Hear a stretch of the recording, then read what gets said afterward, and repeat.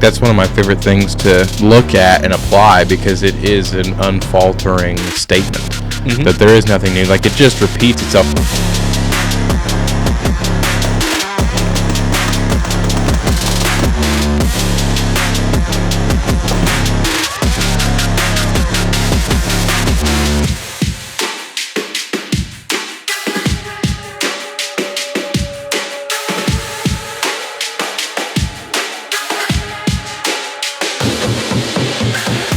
All right, episode 72 of the Stand Firm podcast. I'm Quintin. I'm Wyatt. This is the podcast where two real Christians get together and have honest conversations and discover hard truths. Wyatt. Yeah. Before we get started. What's up? Those overalls look awful familiar. Yeah. I wear them at work. I like that hat. I think that's familiar. Yeah. Hat and the shirt look kind of familiar. Nah. Yeah. Something like that. Anyways. Yeah. So how you been? I've been good. Yeah? Been doing good. Okay. It's been a good week. Yeah. Yeah, it's been a good one. So I've got a question for you. I've been Okay. thinking and pondering and scheming. What do you got for me, buddy? Would you rather be a bird or a fish for the rest of your life, starting now? Okay, do we have any What? Stipulations? stipulations or... Nope. Just a bird or a fish. This is a simple one. This isn't like two bears not cooperating or nothing. Yeah. A bird or a fish for the rest of my life, starting at this very second. Yep.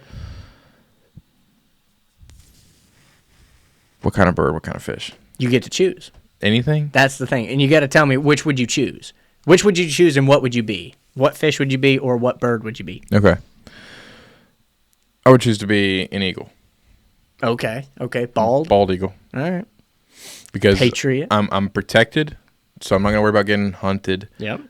Pretty much the top of my food chain. Pretty much. So I don't have to deal with any predators for the most part. So really all I got to do is just fly around, find food, which isn't hard to find as a bald eagle.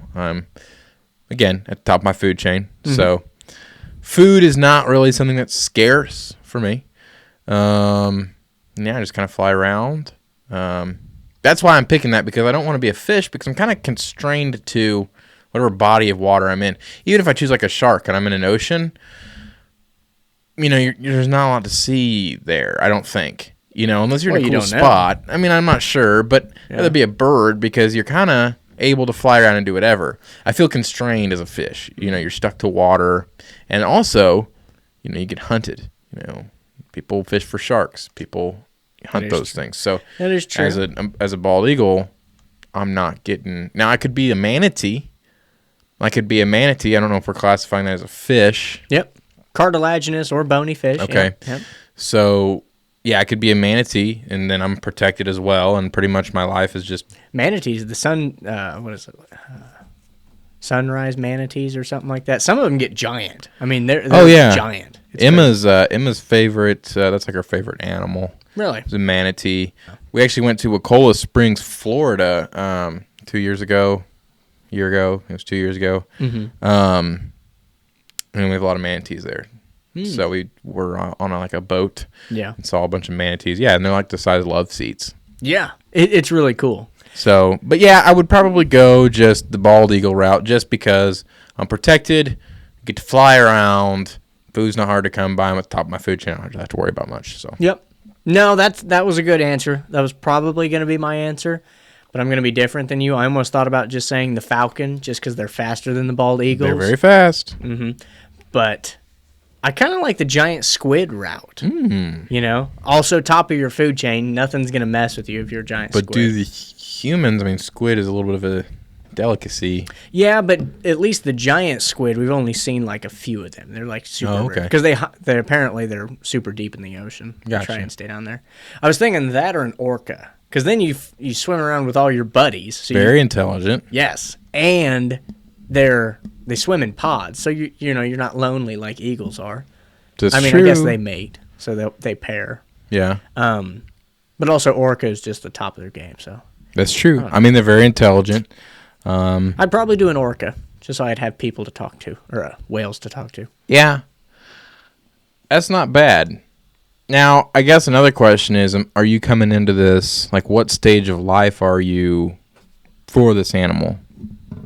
Well, at least from us, I'd say, okay, at about the prime, I suppose, or just before their prime. Okay. Because, we're 20. Okay. Well, one of us is 20. One of us is 21. Dude, give me. I have to throw in. Dude, I'm almost there. I am so close. I am like a few weeks out. I'm like 3 weeks out right Quintin now. is still just a baby boy. It's hilarious. This is awful. Just keep the cameras on. Then you can't hit me. I mean, I can. Just cut it out. I edit the podcast. I could just cut it out. I'll just edit it. It's just a still frame of you smiling and just grunting. we cut back to me. I got 2 black eyes. Anyways, jumping into Genesis. No, yeah, so yeah, I'd have to go with bald eagle. You're going with the orca. Yeah, I get it. Mm-hmm. Yeah. Hey, real quick, I'm back here again, mid-edit, and I just want to let you guys know to go head to our church website. It is Hope Wesleyan Church. No capitals, no spaces, nothing. HopeWesleyanChurch.com. If you're here on YouTube, there will be a little link down there in the description. If you're on Spotify, just look up HopeWesleyanChurch.com. Head over to that website, scroll down just a hair, and you're going to find a banner for our men's conference. I talked about it a little bit last week, and I wanted to bring it up again this week. Look, if you are a male from ages 16 and up, this is an awesome opportunity for you to come and learn what it means to be a spiritual leader in your home, in your workplace, the areas that we are required to do so most, because I think that's something we as men in this country today need is some better leadership and some better godly leadership. So come be a part of that. There's going to be some really good food, really good speakers, and some good music too. So all around it's going to be an awesome event. So hop on our website, register. Look, it's cool. Your registration is going to cover breakfast, lunch, and a t-shirt, and awesome information. It's going to be great. You guys are going to love it. So go ahead, again, head to that HopeWesleyanChurch.com website. Go ahead and get yourself registered today. Bring your son, bring your nephew, bring your friends. It's going to be great. The more people you bring, the cheaper it is, too. So a little bit of a deal in there. Invite your friends. It's going to be a good time. We'll see you guys there. All right, let's get into the podcast. So, actually jumping into Genesis. Yes, actually going there. So last week we went through, I guess we finished up at Genesis chapter 10, and we talked about the table of the nations, and we went through the lineage of Noah and his sons. And we talked about last week Noah and his drunkenness, and we talked about really Ham's curse. We spent some time on that. We talked about why was Ham cursed, why such the mad reaction from Noah. We talked about that, and then we talked about, again, like I said, the lineage there that we saw with Shem, Japheth, and Ham. And then we also hit on kind of, I guess we prefaced this episode a little bit, talking about the things that were coming up, some of the things, and we really just prefaced really a lot of the Old Testament. We just talked about a little bit, and where you see the Canaanites and the Israelites, and you see you see basically the beginning of that that friction, I guess, there, because of not Ham being cursed, but his son Canaan, and what that meant and what that looked like, and we talked about that. And I said last week, this was not last week. Last week was Easter. Yes. So the week before. Week prior. Yeah. But I had to throw that little disclaimer out there because we're definitely recording these in order. Yes. Always. Always. No. So that's kind of what we talked about last week. So this week, obviously, just following the order that we've been going chapter through chapter. We're now going to start out here in Genesis chapter 11, and we're going to start out at least talking about the Tower of Babel, and we're just going to go from there and see what we can jump into today. Yeah, definitely. So, starting here in verse 1, it says, "Now the whole world had one language and a common speech. As people moved eastward, they found a plain in Shinar and settled there. They said to each other, "Come, let's make bricks and bake them thoroughly." They used the bricks instead of stone and tar for mortar. Then they said, "Come, let us build ourselves a city with a tower that reaches to the heavens, so that we may make a name for ourselves. Otherwise we will be scattered over the face of the whole earth." But the Lord came down to see the city and the tower the people were building. The Lord said, "If as one people speaking the same language they have begun to do this, then nothing they plan to do will be impossible for them. Come, let us go down and confuse their language, so they will not understand each other." So the Lord scattered them from all. So the Lord scattered them from there all over the earth, and they stopped building the city.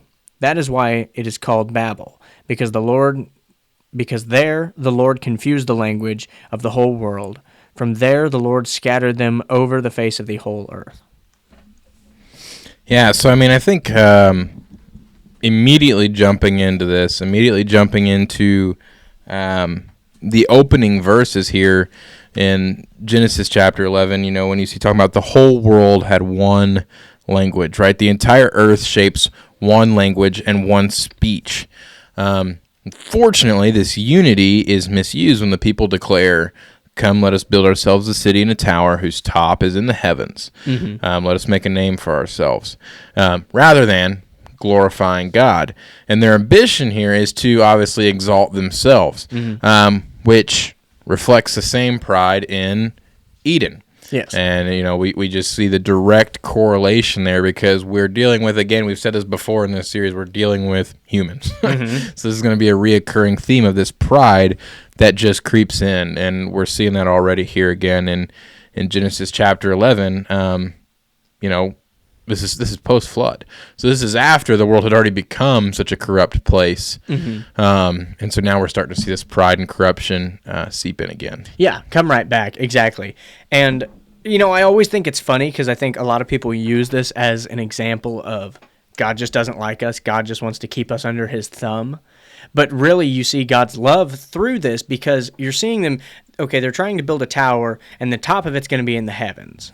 So, you can't actually build a tower to heaven, right? Because, heaven's not in the material realm as we know it. Right. So this is a symbol to show that they're trying to get to heaven, one, by their own works, and saying that they can do it without the need for God, but also it's this man-made effort that's going to get you there as well, right? And so that's why I think God came in and confused them, because without that confusion, when they're all united in this, this bad purpose, this ill purpose, it makes them feel like they don't need God, right? And I see it as that kind of Luciferian intellect where you think, well, I'm so smart, I'm so good, I don't need God, right? That's what we say when we mean that Luciferian intellect, because it's that pride and that intellect, and you're just so great. Yeah. That pride leads you away from God, that you don't need God. And so this is God, I think, showing them that, no, you're not going to be, you're not going to build your way to heaven. You're not going to do this. You need me, and you need to understand that because, again, we are created beings. We are not the creator. So we have to fall subordinate to the creator because, again, we're created. Yeah. No, I agree. And I think God responding through this language and through scattering them, it serves as not only that judgment that you're talking about, but also as like a kind of a merciful redirection. Yeah. We see this in Proverbs chapter 16, talking about pride goes before destruction and a haughty spirit before a fall. And then we see again in James 4:6 saying, God resists the proud, but gives grace to the humble. So, I mean, like kind of just going off of exactly what you said, right? It's almost a again, it was God, I think, not in the time that they saw, and not like sitting in that moment. You're not going to see it then, but it was that merciful redirection. It was almost like a protection. Yeah. Yeah, absolutely. And so we see in verse 4 when they said, "Come, let's make a name for ourselves." The word used there for name is actually Shem. And so in the Hebraic word Shem means name or reputation. And throughout the Bible, we see how name is more than just, a label to things. It signifies an identity and authority and who or what you belong to. And so, again, you're seeing that symbolism of how they're trying to make their identity, they're trying to make a name for themselves and to essentially play God and say, no, we're this, so we're this, right? And God ends up giving him a name themselves, Babel, which means just confusion, right? And gives them that for all of their effort. And so, again, this goes forward to, I guess, the great answer that God gives the Old Testament people that, who do we say you are? You say, I am who I am, right? I am. And that is God telling us that he is, he's the creator. He states what he is. Yeah. But again, us as created things, created beings, we don't have that power because, again, like I said, we're not the creator, Yeah, absolutely. I think that what's crazy to me is to just see, these are people that obviously have to know about the corruption that happened, in the earth prior to them, and to still go on and allow that to, I think it's to kind of think, well, we're different. We're just going to do this, and they do the same thing because you're doing, I guess, technically a different thing, right? You're building a tower instead of whatever, sure, right? But at the root of it, it's still the same. It's still funded, or founded upon that pride and that arrogance, and that we can do it ourselves because we're so great. Yeah, right. No, I agree, and you see this, like we said, this pattern of sin and falling into sin, but it feels like it's pride every time. It's at the root of it. It seems to be pride. Even with the golden calf, and just continuing on as you go further and further and further along, it just seems like pride or selfishness. Especially when you see the, going through the wilderness, and it's like, even though you've been protected all the way through, then you've been cared for and supplied for and led through all of this, it's still, well, I want this, and now I want this, and this isn't enough. Bread again. Really? Bread is literally falling from the heavens, but you're annoyed about it, Yeah, it just, it is something that's crazy to me, and it's always just this reoccurring theme, I guess, especially through Genesis. But you see it with them, and it's nothing new here in the Tower of Babel. It's the same story, different day. Yeah, absolutely. So, okay, we'll continue on into verse 10, and this is the lineage from Shem to Abram. It says, "This is the account of Shem's family line. 2 years after the flood, when Shem was 100 years old, he became the father of Arphaxad. And after he became the father of Arphaxad, Shem lived 500 years and had other sons and daughters. When Arphaxad had lived 35 years, he became the father of Shelah. And after he became the father of Shelah, Arphaxad lived 403 years and had other sons and daughters. When Shelah had lived 30 years, he became the father of Eber. And after he became the father of Eber, Shelah lived 403 years and had other sons and daughters. When Eber had lived 34 years, he became the father of Peleg. And after he became the father of Peleg, Eber lived 430 years and had other sons and daughters. When Peleg had lived 30 years, he became the father of Reu. And after he became the father of Reu, Peleg lived 209 years and had other sons and daughters. When Reu had lived 32 years and became the father of Serug, and after he became the father of Serug, Reu lived 207 years and had other sons and daughters. When Serug had lived 30 years, he became the father of Nahor. And after he became the father of Nahor, Serug lived 200 years and had other sons and daughters. When Nahor had lived 29 years, he became the father of Terah. And after he became the father of Terah, Nahor lived 119 years and had other sons and daughters. After Terah had lived 70 years, he became the father of Abram, Nahor, and Haran. A lot of people. Yep. A lot of years. They lived this long, had kids. They lived this long, had kids. It's cool. It's always cool to see how the years drop down, right? So we see it go from all the way from 500 years to about 400 to about 200 and then 119, and then you see about 70 at least when we finish through chapter or verse 26. Yeah. And we'll see Terah eventually lives 205 years, but yeah, which we talked about it a couple weeks ago when we were talking about post flood, or I guess Noah's death, marking like at this point now the years that people live start to decline. Yeah, God's spirit won't contend with humanity forever, as he caps us at 120 years, and you're seeing that slow decrease, and you see it the human DNA almost, the human body just decays that much quicker now.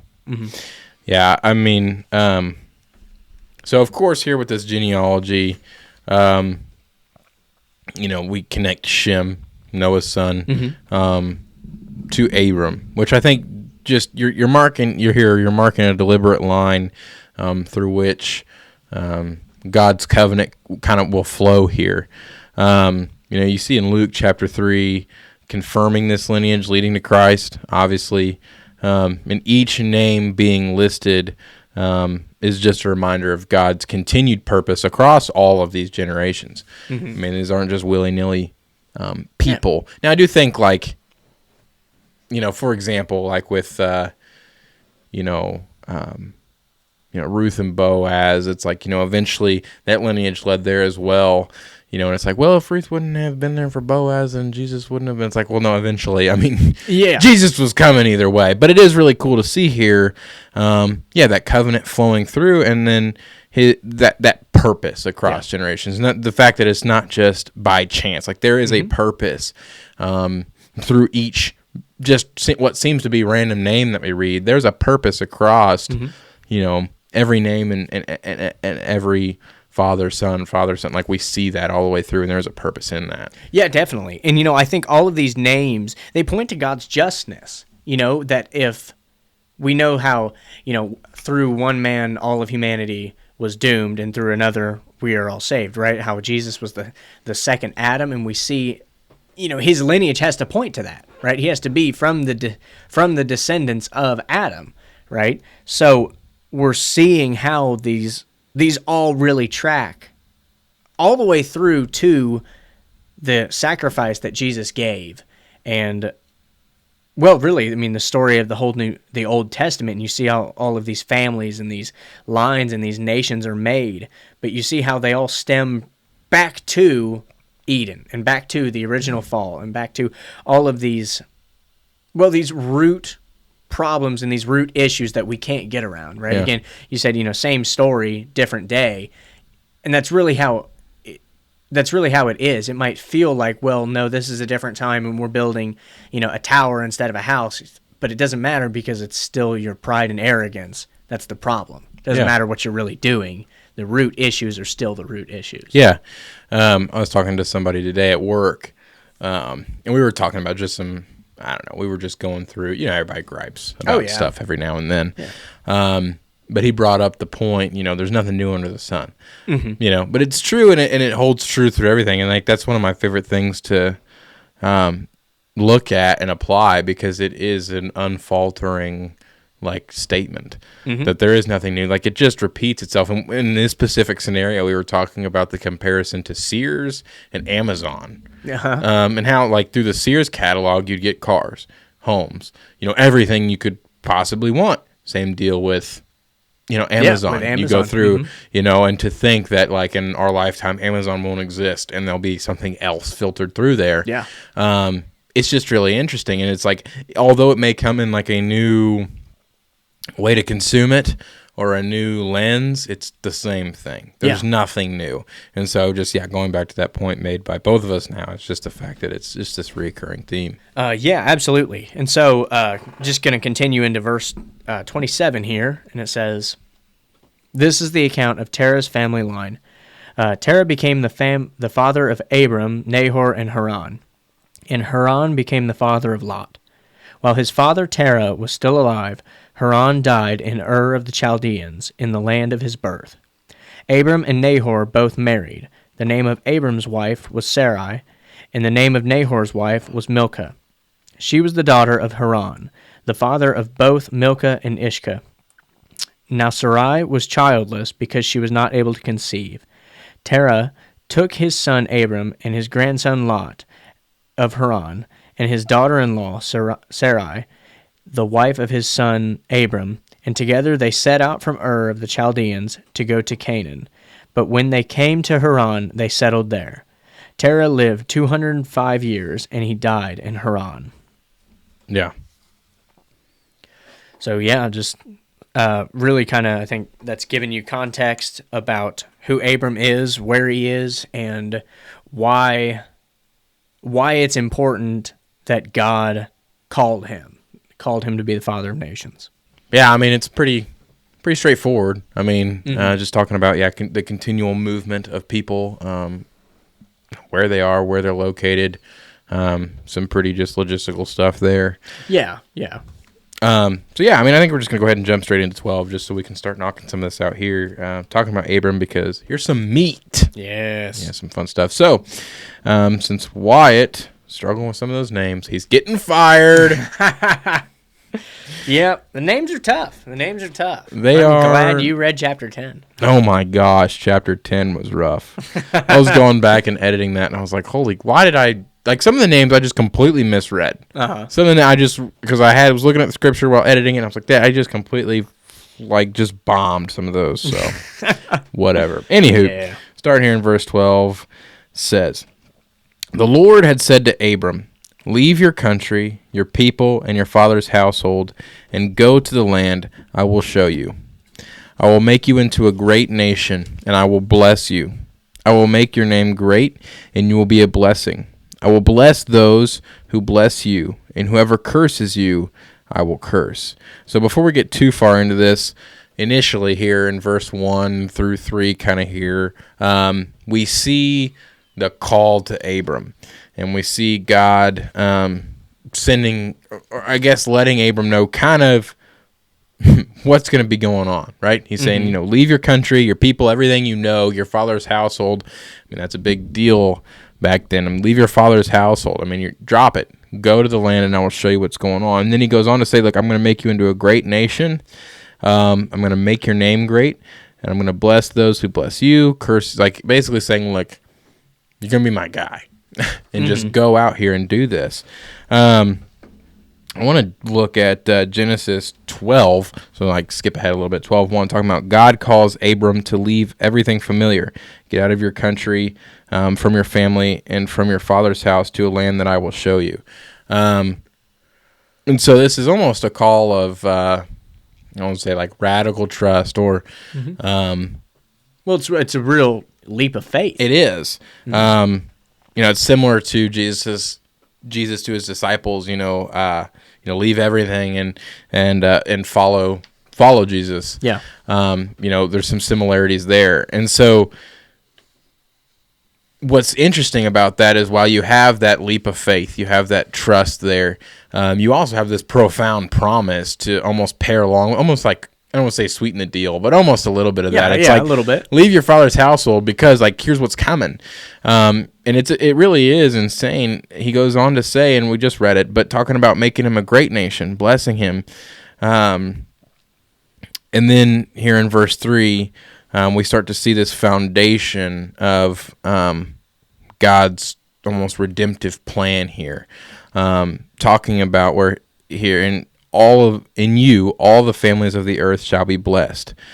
I love the call to Abram, and it feels, I don't know, it feels right. I really like how it's described here, and to be honest, I feel like that's how a lot of life calls to, especially guys. I mean, I see things from a guy's perspective, obviously. But, I think about when my dad left his kind of, what do you want to call it? Steady, right? His steady paycheck, his steady job. Sure. And started his own company. And I feel like that echoes in the same way that the call to Abram is get up, go make something of yourself, go do something. And I'm not saying he didn't do that right at his other job, but just saying that I don't know, go to yourself. And so I have a note on this that in Genesis 12:1, when he says, "Go from your country, your people, and your father's household to a land I will show you," the phrase lek lecha in Hebrew is a unique Hebrew construction right there, which literally translates of go to yourself or go for yourself, right? And that indicates, that yes, some things are going to be tough, and sometimes you just got to do things, but there are other times in life where going on this journey, doing this scary thing, taking that leap of faith, and again, having faith in God that you're going to wake up tomorrow, that he'll bless your venture, even in business, that he will give you the tools and the wisdom and the skills that you need to do these things. That can be very beneficial for you, right? That is going to yourself. That's, that's striving upward, I think, in the most fundamental sense, that I'm trying to strive upward to be a better person for myself, be a better person to others around me, to benefit myself, yes, but with the ultimate goal of benefiting myself so much that I can outpour and be outrageously generous, right? That's what Dave Ramsey talks about. Be outrageously generous with the money that you make, right? Because we're trying to make money, but we don't love money. We understand it's a tool, and if you're blessed to have a lot of money, you should bless others by being outrageously generous. Yeah. No, I agree. I agree. So continuing on here, we'll start at verse 4, and we'll just continue on through chapter 12. Mm-hmm. Verse 4 says, "So Abram left, as the Lord had told him, and Lot went with him. Abram was 75 years old when he set out from Haran.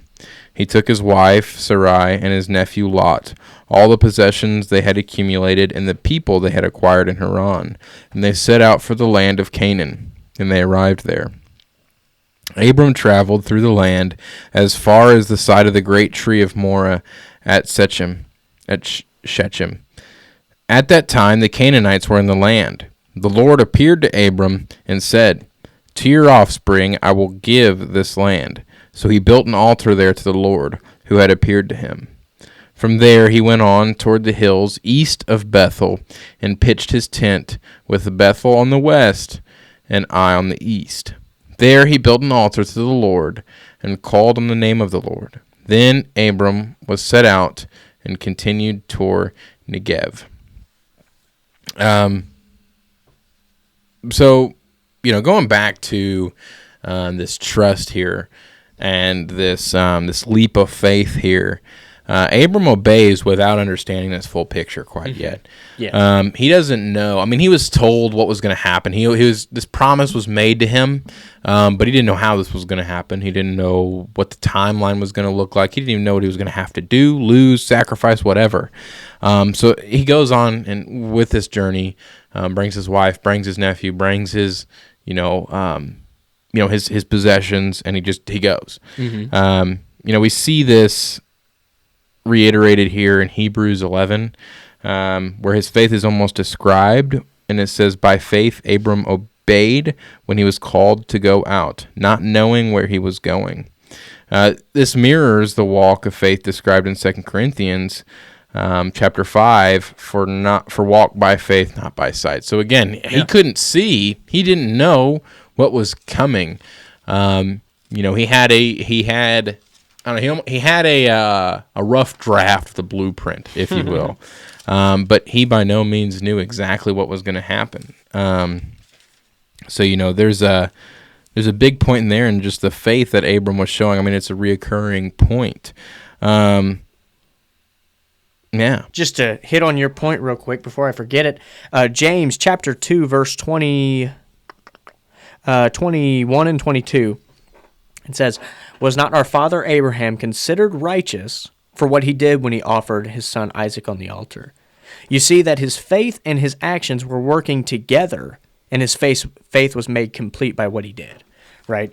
And so we're seeing what we will see later with the what God calls Abraham to do with his son Isaac and sacrifice him, which he ultimately does not do.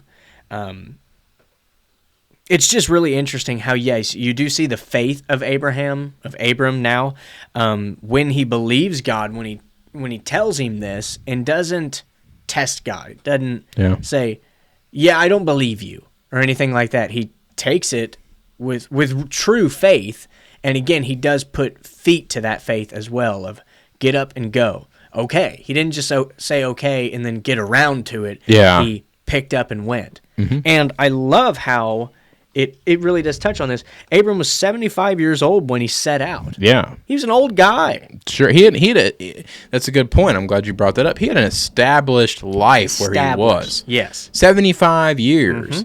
So he wasn't like it was you or I who, it's like, I don't really have roots anywhere yet. You can take off pretty easily. No, this guy had been where he was for a long time. Yeah. I mean, imagine being that comfortable, being that, I don't know, that rooted in a spot.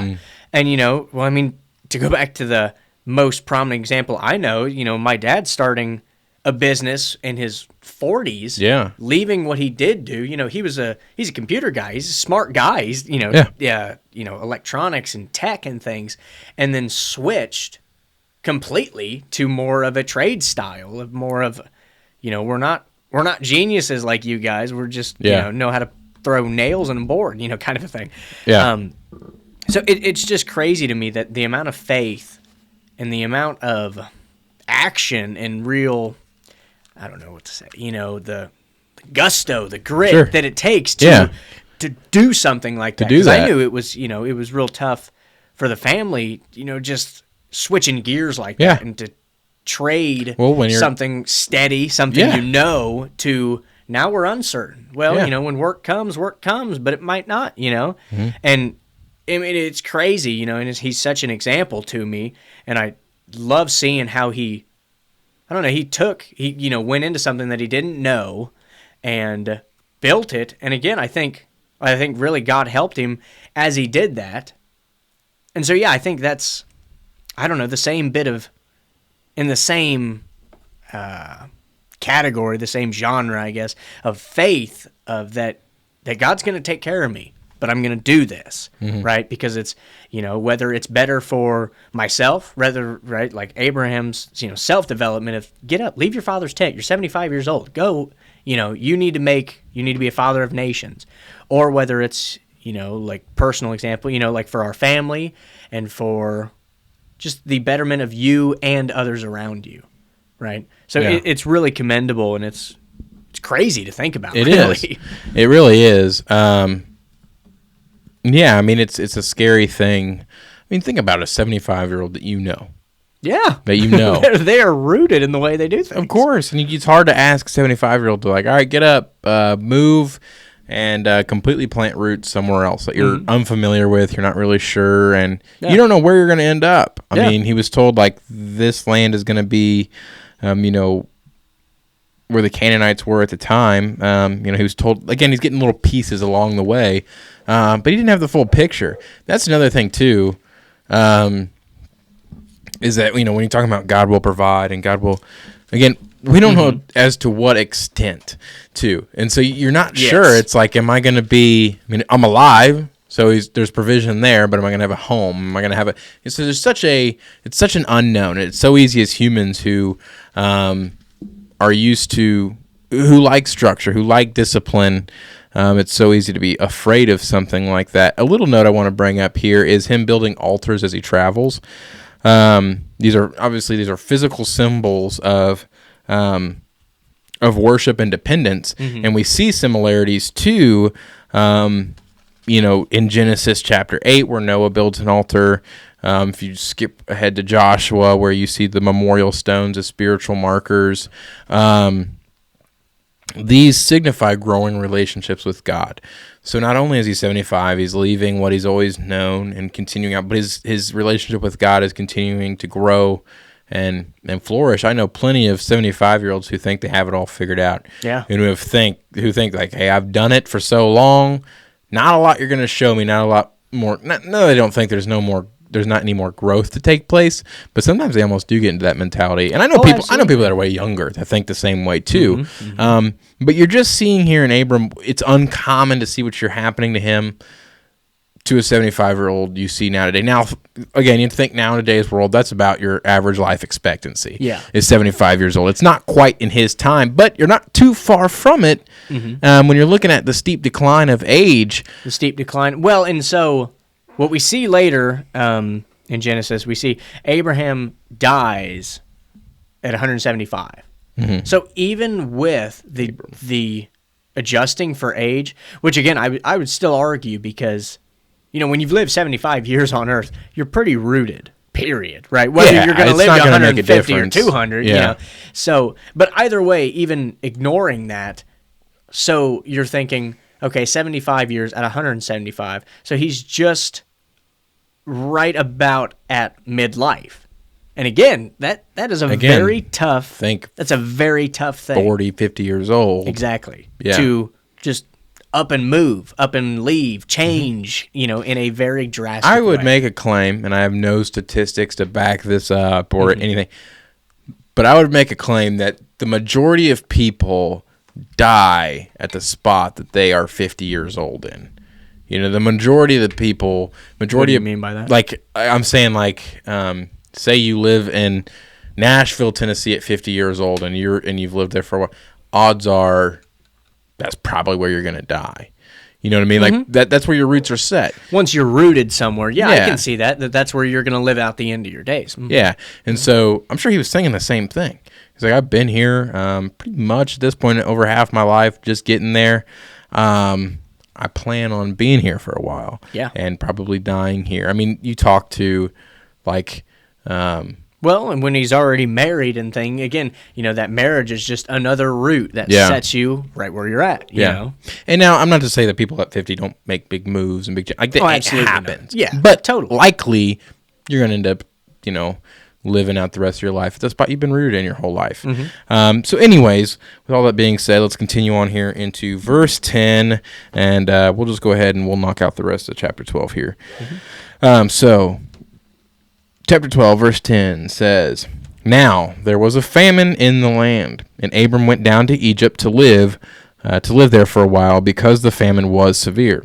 As he was about to enter Egypt, he said to his wife Sarai, I know what a beautiful woman you are. When the Egyptians see you, they will say, This is his wife. Then they will kill me, but will let you live. Say you are my sister, so that I will be treated well for your sake, and my life will be spared because of you.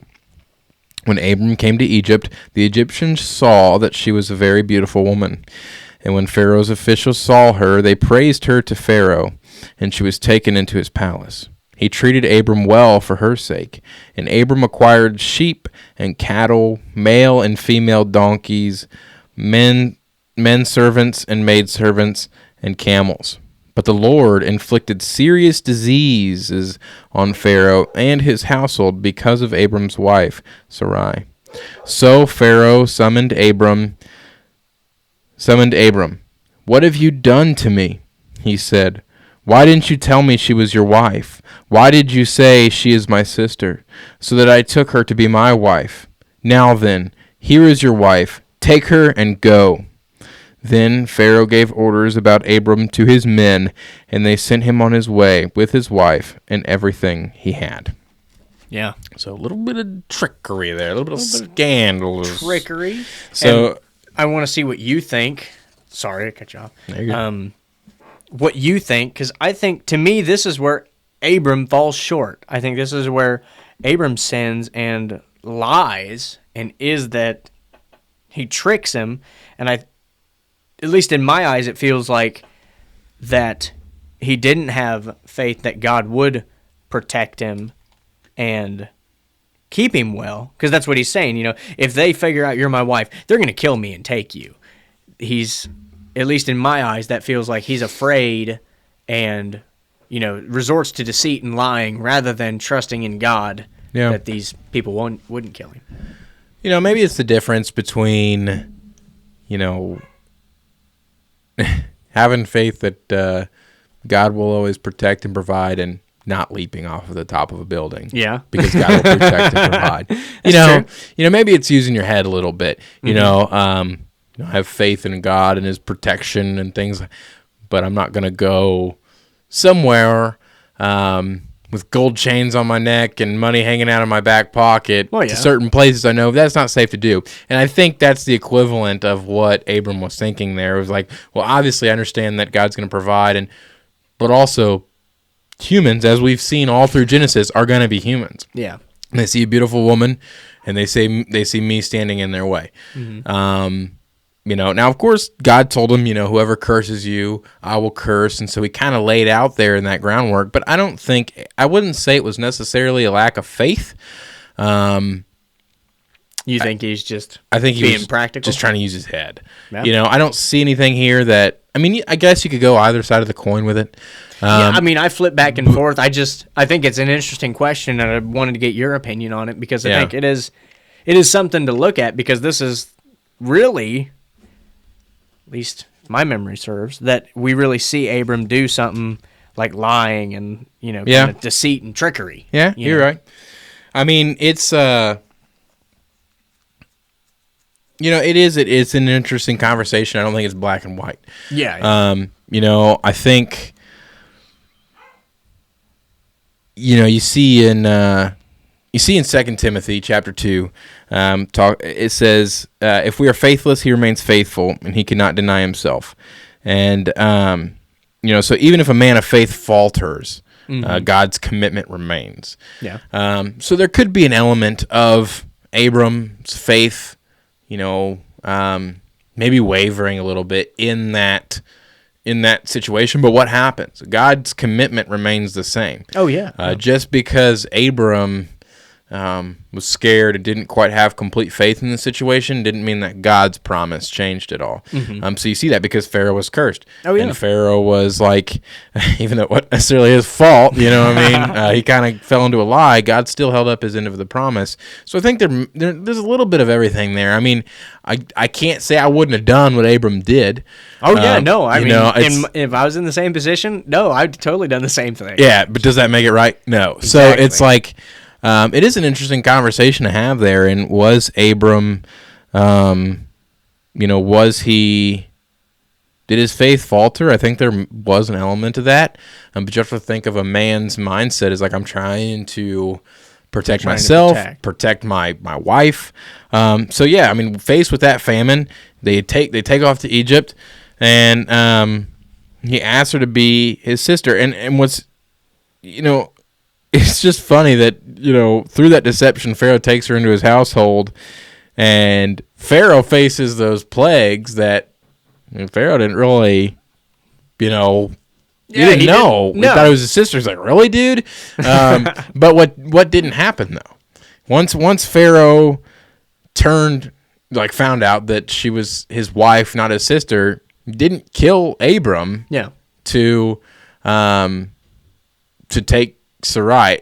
Why do you think that was? Why do you think Abram's fears didn't come true on, once they find out that you're my wife, they're going to kill me and take you? Because once they found out that she was his wife, they just sent him on with the point.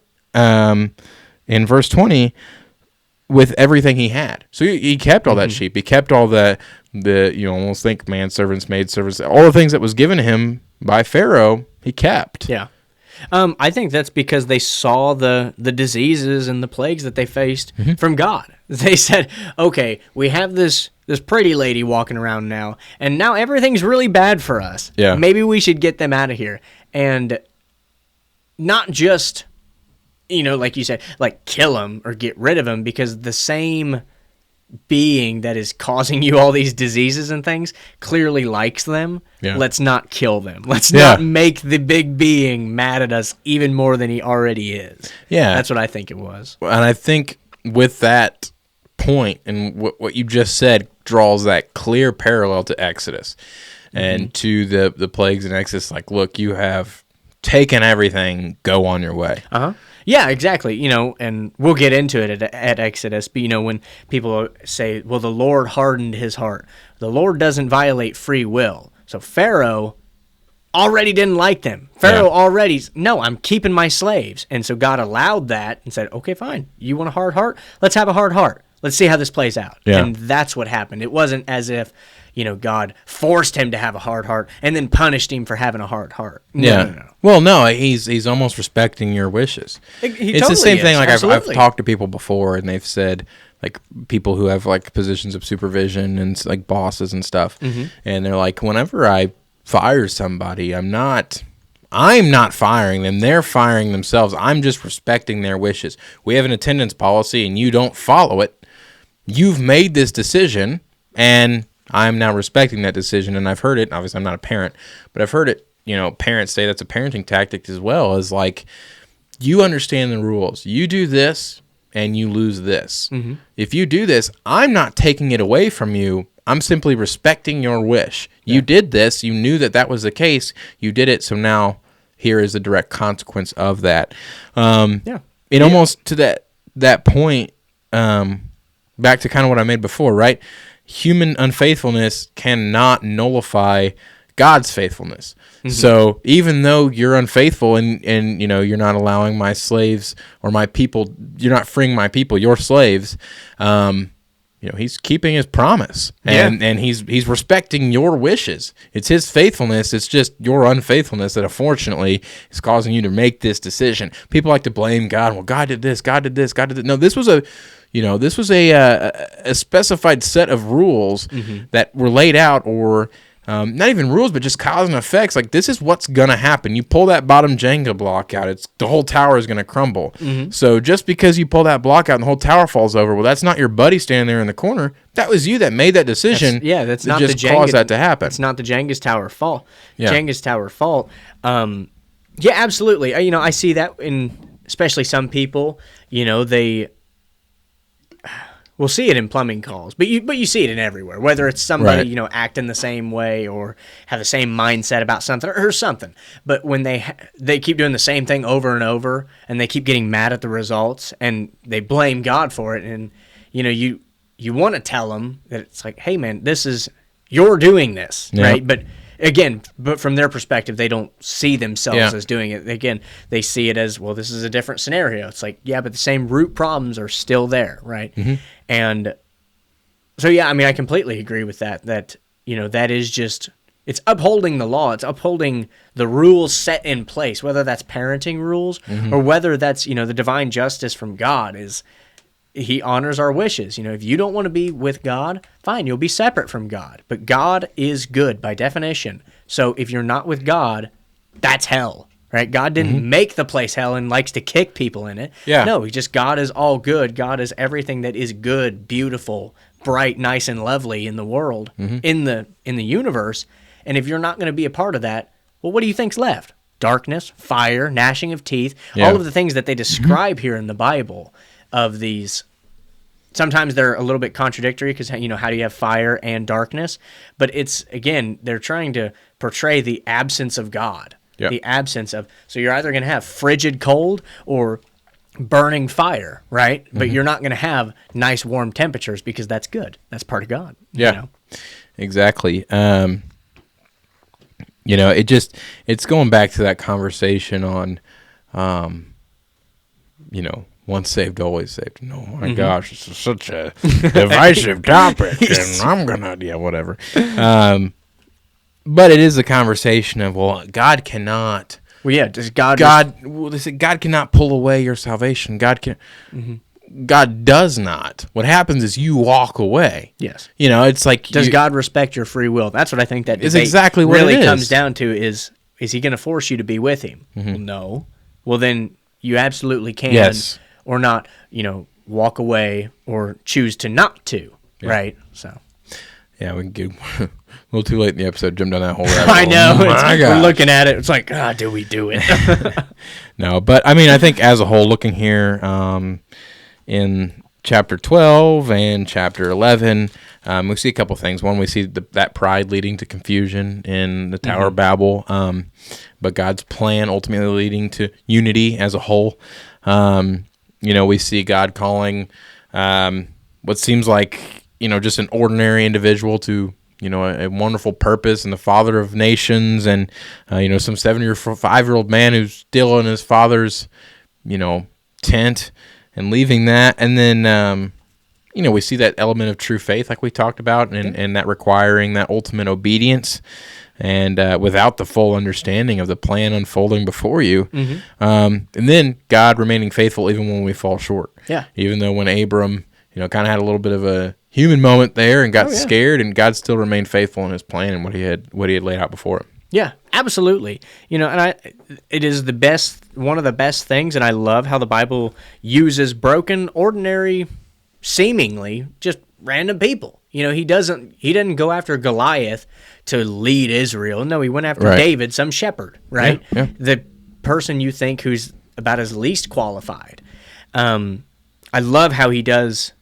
Again, it's that spirit of get up, leave your father's tent, go be something, go do something, but also, again, that unfailing love that even when you fail, God's faithfulness won't fail, right? That's the difference between a contract and a covenant. When you break a contract, it's now over. It's void. Yeah. But a covenant, if one person breaks their side, it doesn't matter. It's still intact. You still have to continue to uphold that, right? Yeah.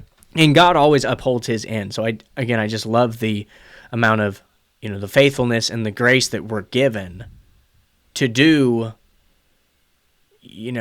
really the hardest thing that we're ever going to do in our lives, which is, pick up our cross and bear it.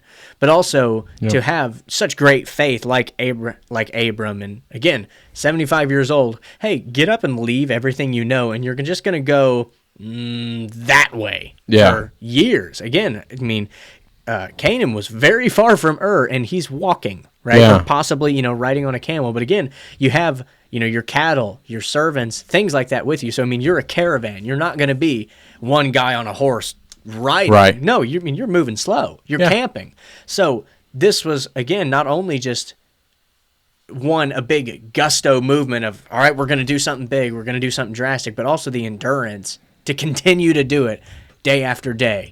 And I know after the third week of them traveling, they were probably pretty sick of it. Yeah. Right? But they just realized it's like, this is what God's called us to do. What are we going to do? Turn our back on God? No. Yeah. And when you put yourself in that perspective of like, it's God that I'm following and obeying, it makes it a little bit easier to continue forward. Yeah. You suddenly have that strength. Huh. I think sometimes on the other side of that, sometimes people like to try to use God as like as a cushion or a crutch. Yes, exactly. His grace is a crutch. Yeah. Or they've obviously made some really poor decisions. Mm-hmm. It's like, well, God put me here. Like, this is where God wants me to be. It's like, no, you're just not taking accountability for your actions. Yep. So there is another side of that you have to be careful of. Don't blame God's plan on you making just bad life decisions. Yeah. Yeah. I don't know. Maybe that's a void point to bring up, but So anyways, there's chapter 11 and chapter 12. Yeah. We're getting into some good stuff. So we're really starting to see the now the evolution of the post-flood world, and really the beginning of the nations that we're going to see all the way through the rest of Scripture. Yeah, exactly. Really the start of the Israelite story. It starts with Father Abraham, and he's not Abraham yet, but Abraham had many sons. I never knew that song until VBS last year. Are you serious? Dude, I never went to VBS. I guess you kind of grew up. Yeah. So there you go. Yep.